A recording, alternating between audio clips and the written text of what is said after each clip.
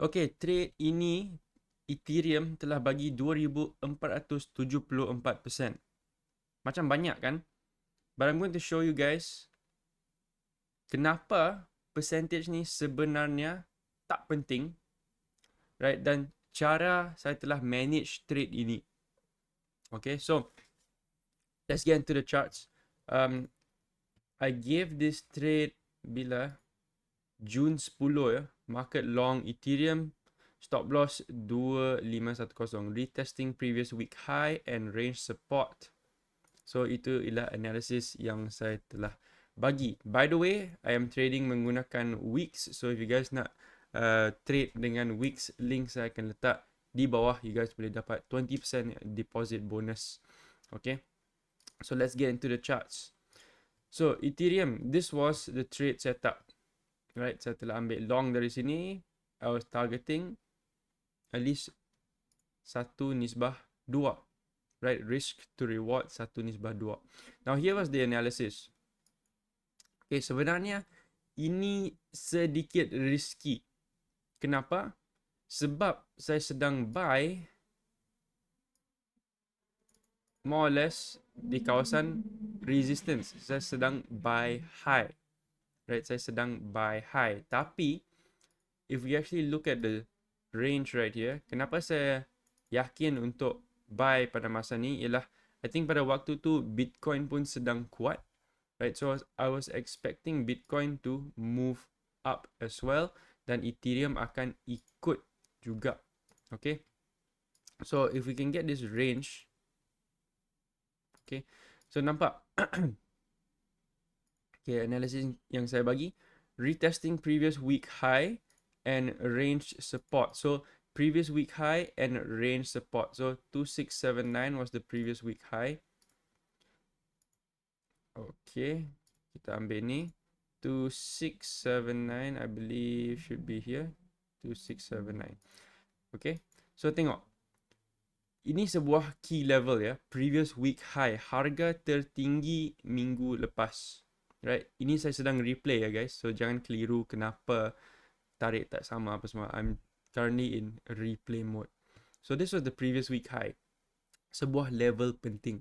Kalau biasanya price akan sampai ke level macam ni, ada dua benda akan berlaku. Sama ada dia sweep and reverse, atau dia breakout and boleh continue. Okay, so in this case, saya nampak dia telah berjaya breakout.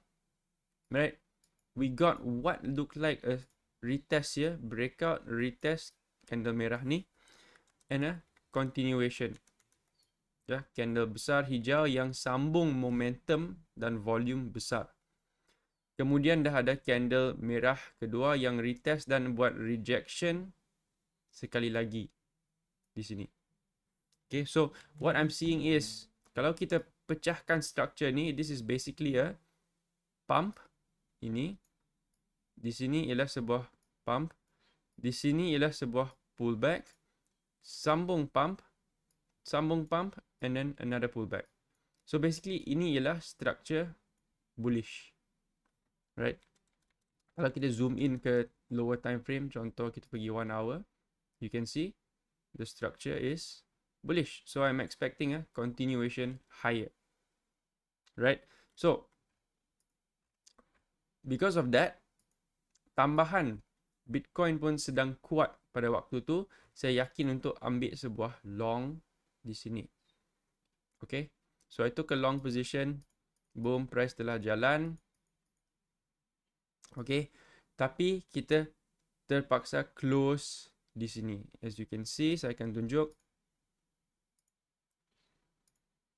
We had to close our position early at around 2876. Saya dah set BE.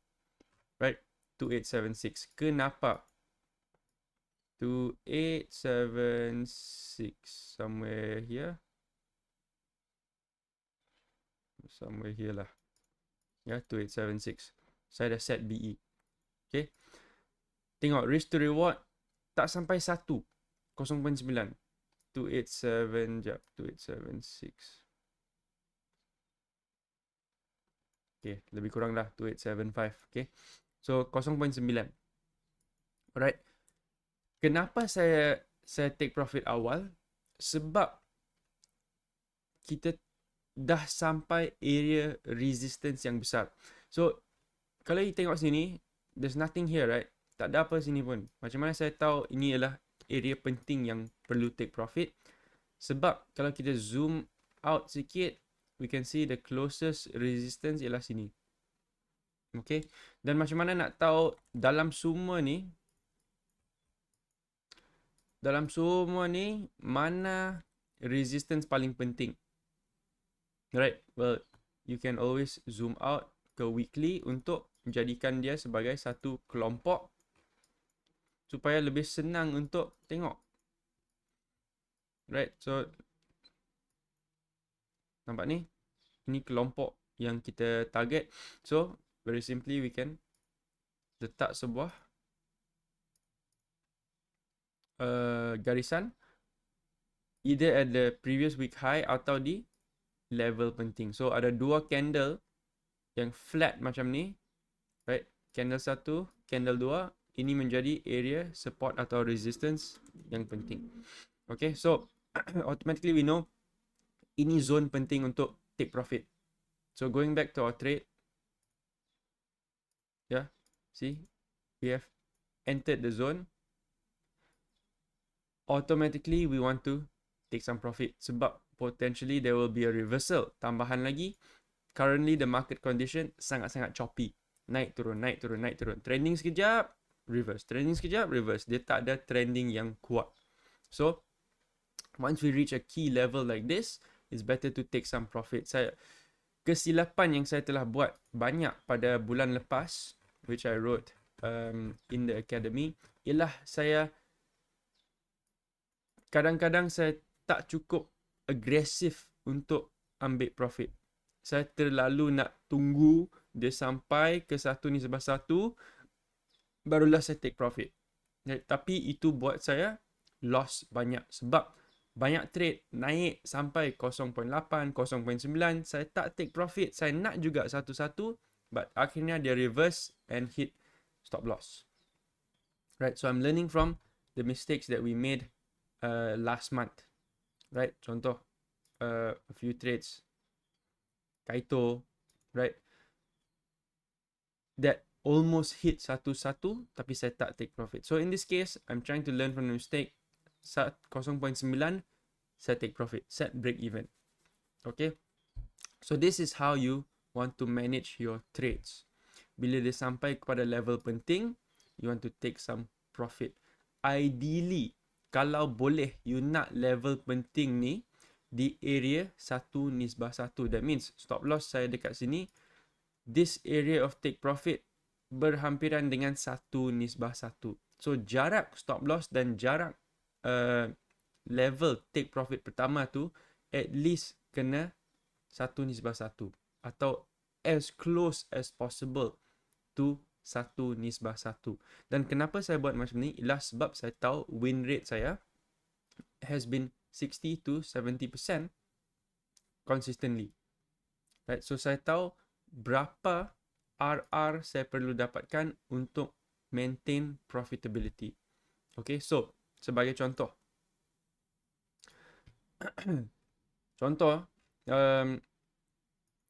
so tadi 0.9 lah, 0.9. So kita masuk ChatGPT. Let's ask Chat. If I, sekejap, saya copy dia ni. If I have a 0.9 risk to reward ratio, what win rate do I need to be profitable? Okay.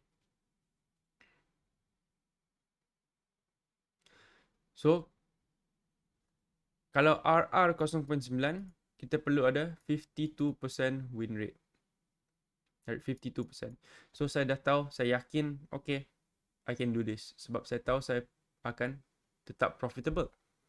Dan based on strategi risk management yang saya guna, di mana saya set break even pada 1:1 atau dekat 1:1, right? Saya perlu ada 40% win rate. 40% ya. 40%. right? So saya tahu win rate saya memang dah lebih tinggi dari 40%. Win rate saya ialah 60 to 70%, right? So clearly setting a break even at 0.9 takkan effect begitu besar, right? And this is why it's important to understand your strategy. What is your win rate? Dan berapa risk to reward ratio you perlu dapatkan untuk maintain profitable, right? Okay, so this is very important. So walaupun ini tak sampai target yang saya nak, satu ni sebelah satu di sini, right? At least kita telah dapat sedikit profit, right? At least kita telah dapat sedikit profit, and at the end of the day we are still profitable. Sebab kita dapat sedikit profit, kita set break even, kena break even, we don't lose anything. Alright, so this is the importance of understanding your trading strategy and having proper risk management in place.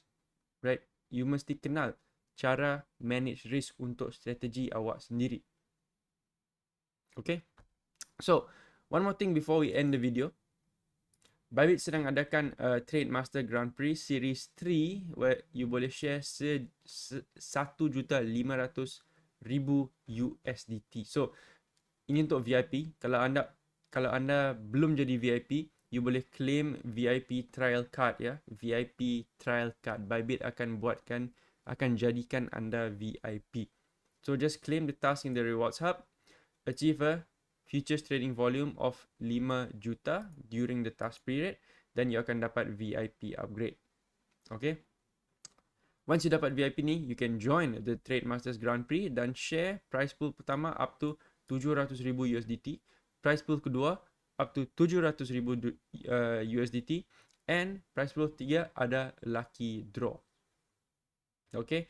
And of course, top 3 traders akan dijemput kepada Bybit VIP Gala 2025.